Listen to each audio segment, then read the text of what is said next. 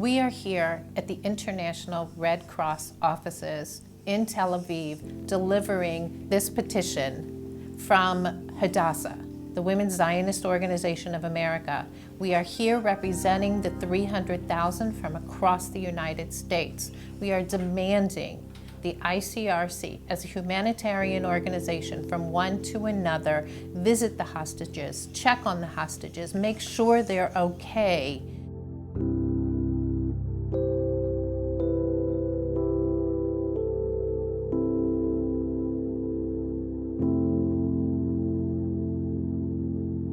We're here at Hostage Square, and as you can see, the table is set up for all those who were hostages since the beginning of this war with Hamas.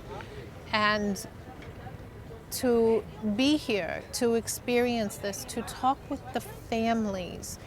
As a mother, I feel their pain.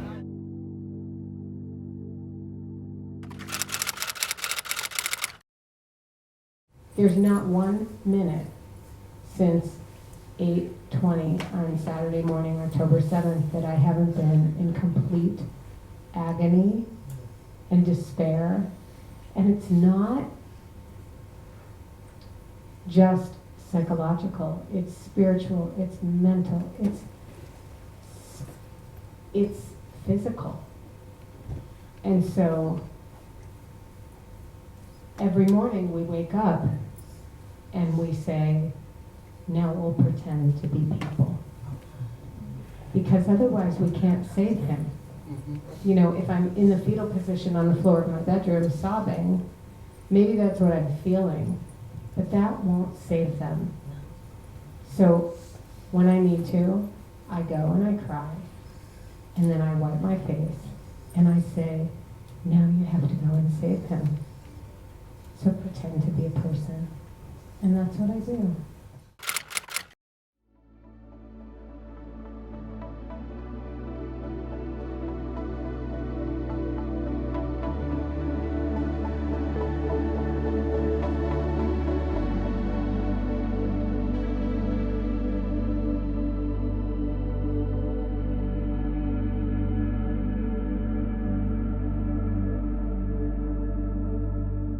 This rehabilitation building was a dream of mine since before I became chair of HMO.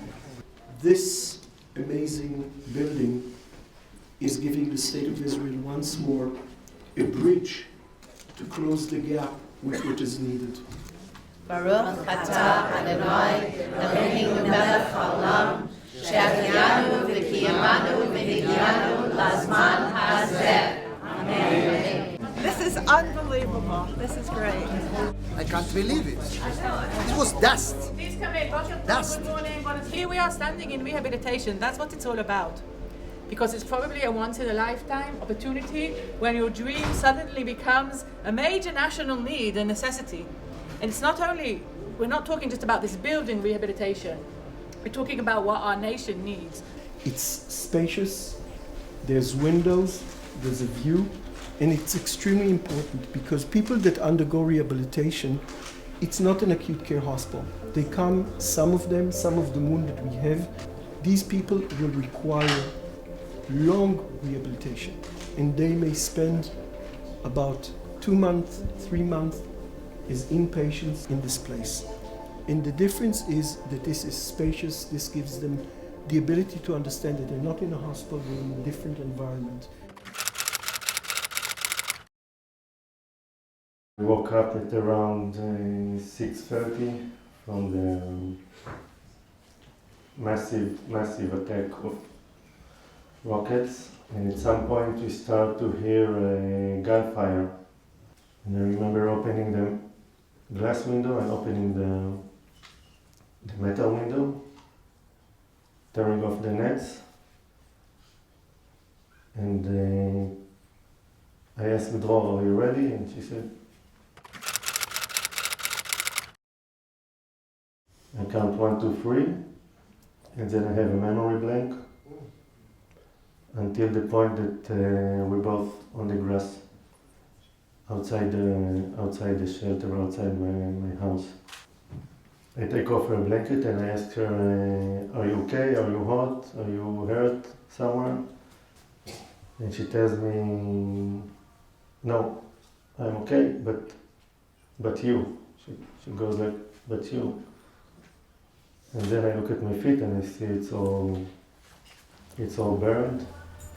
At that point I thought, if we're all gonna be dead today, I wanna be together.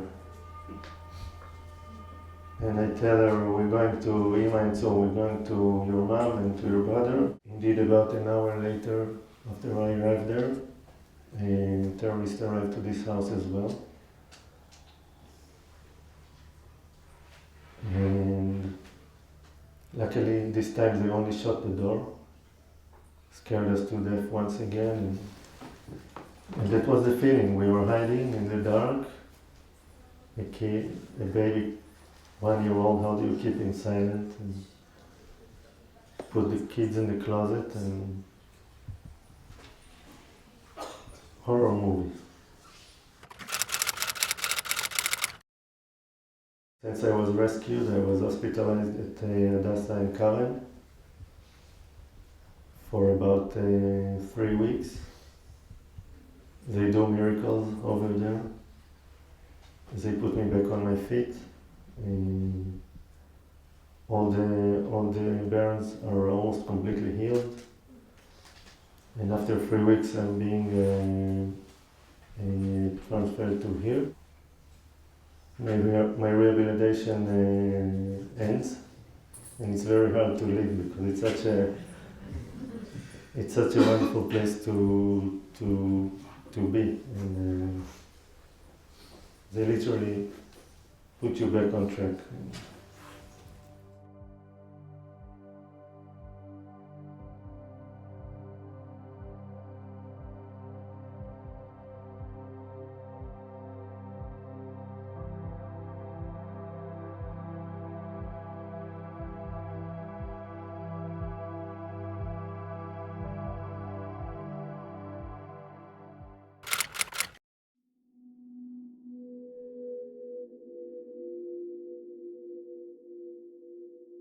Hadassah was always there for the unity of the Jewish people. We went to visit Hadassah a few times, and it's unbelievably impressive. We are great admirers, and I can tell you that one of the happiest things during these 3 months is seeing someone who you met in intensive care, and you see them again a few weeks after in rehabilitation. It brings a little bit of joy in the midst of these very difficult times. So you have a big part in such miracles happening. And there's one last item is mental health. Which is part of our rehabilitation center. Because we look at it and say, it's not just the scar you can see, it's the scar you cannot see. Exactly. That is so That important. comes out in so many ways. And it's affected everyone.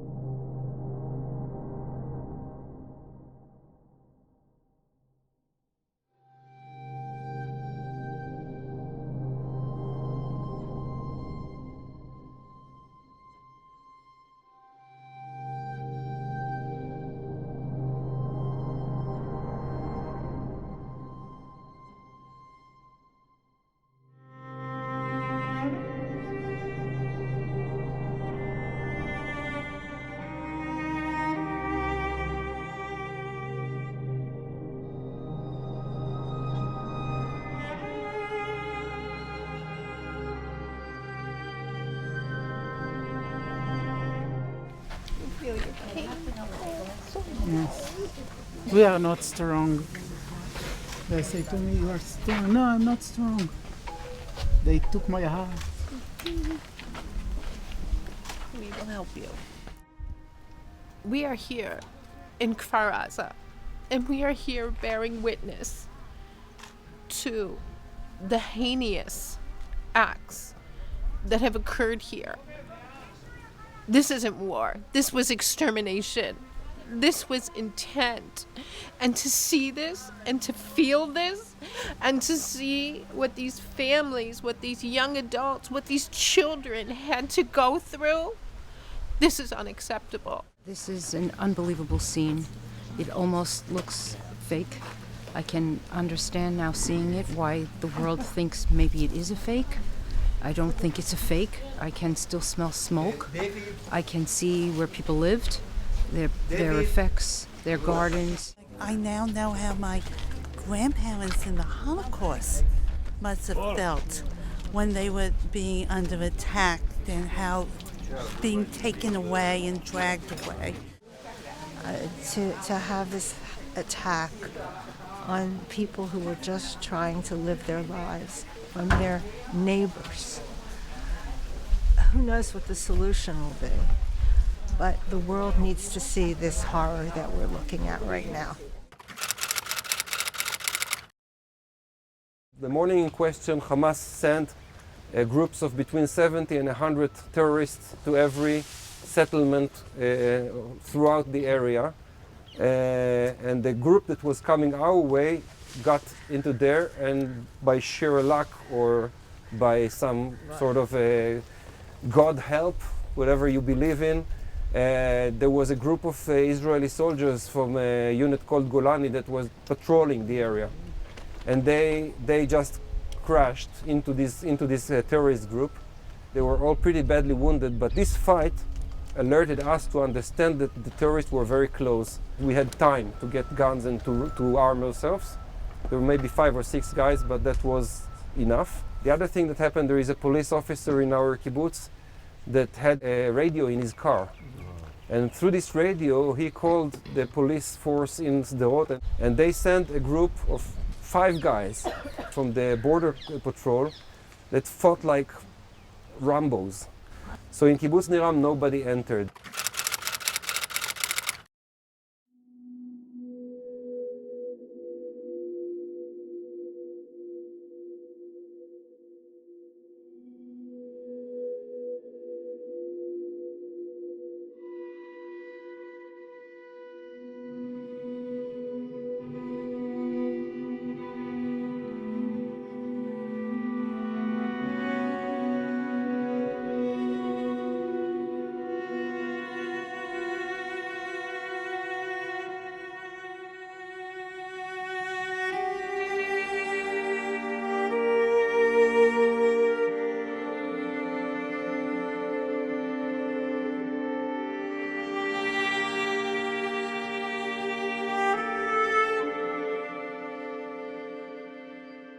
It's unimaginable that this amount of very, very young people died here, and being here feels like a graveyard, but for all of humanity. Yeah, I know nothing can be compared to the Holocaust, but still, it's about the same feeling that I'm having while I'm standing here. I look at these faces. They could be my children. My children could go to a concert like this. Nowhere would you imagine that where young people go to celebrate life, peace, and being together on a hug would something like this happen. We know that the story of what happened that day is a human story. It's a story of all humanity, to remember, to pray, and to act upon, understanding this happening in Israel as could happen everywhere else, under horrific hands of people who have no values of defending life. Seeing all these young heroes makes us wonder that it could have been any one of us. So they took our spots in heaven, and we wish that they will light the way of the Jewish people forever. Yeah, there is a lot of weird, scary story about this place. But I don't know, maybe I'm a little bit more optimistic. It sounds horrible to say, but as a person who used to dance here before, lost her lovely friend, I do want to believe that soon enough we will dance in here. Maybe not here particularly, but a little bit more there. It will take us a while, but we will dance again.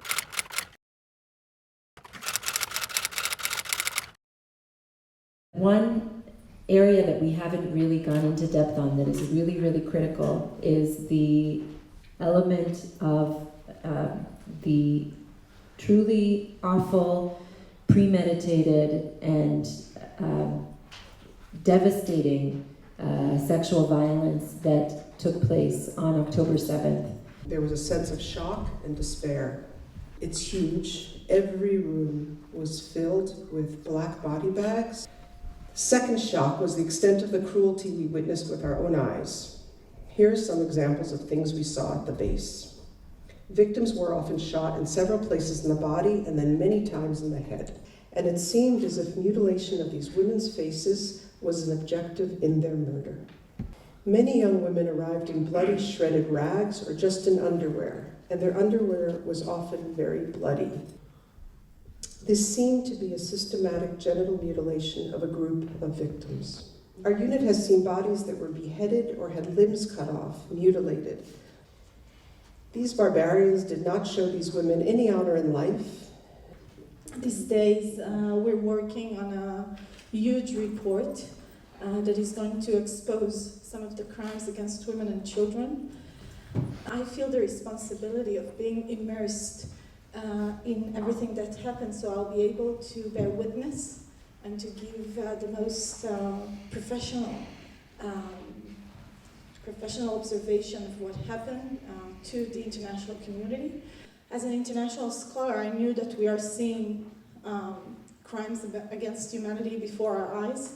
The UN has a responsibility, first of all, a mandate to secure human rights. And so when I'm talking about response, I mean very initially to report that we're seeing atrocities, just to report the truth, to say something happened, something really bad happened. Secondly, expressing solidarity with the victims, expressing solidarity, condemning the crimes. In my vision, this is like a burnt puzzle. Really, some of these pieces are torn, some of these pieces we will never know. And I can tell you now, we will never know what happened to those women and to those children. And also men were sexually assaulted. This is something that is important to notice. They are giving statements like, we are so sorry for the adolescents or for the women that suffering on both sides, and etc. And no condemnation for the terrible atrocities done here on 7th October. And we hope that with time, this kind of violence will be less and less. But what happened on 7th October was not less, it was terrible. It was terrible. As a gynecologist taking care of sexual victims for about 20 years, I never saw such violence like during rape or gang rape. There are fractures of pelvic bones. There were women with broken pelvis because of so violent rape. And those things should be you as a representative of Israel all over the world should talk about the things.